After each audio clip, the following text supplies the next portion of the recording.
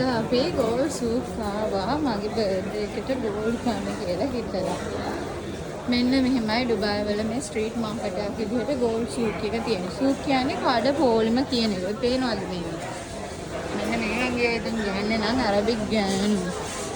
අරබික් ගෑනු පසක් බන්දිද්දී ලංකාවේ අර දෑවැද්ද දෙන්නේ පිරිමියා ගෑනු කෙනා පිරිමියානේ දෑවැද්ද දෙන්නේ උනට අරබික් සංස්කෘතිය අනුව ගෑනු කෙනා තමයි පිරිමි කෙනා තමයි ගෑනු කෙනාට ගෑනු කෙනෙක්ව ගෙදරින් ගනිද්දි ගෙදරට ඒ අඩුපාඩු පිරෙන්න ගෑනු කෙනෙක් ආයිති වෙනවා. මේ අඩුපාඩු පිරෙන්න ඒගොල්ලෝ රස්තරන් දෙනවා. ඒ කියන්නේ ආ ගෑනු කෙනාව ගන්නේ ගෙදරට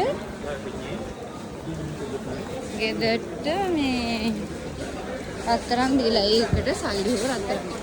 අන්න එතකොට ඒ ගෑනු කෙනාටත් උඹ රත්තරන් දෙනවා ඒ වෙද්දී හස්බන්ඩ් විසින්. ඒකෙන් අන්න ඒ වගේ ඇඳුම් මාස් ඔටුනු ඒ වගේ වර්ණ ඒගොල්ලෝ දෙන්නේ ලොකු බර ඒවා.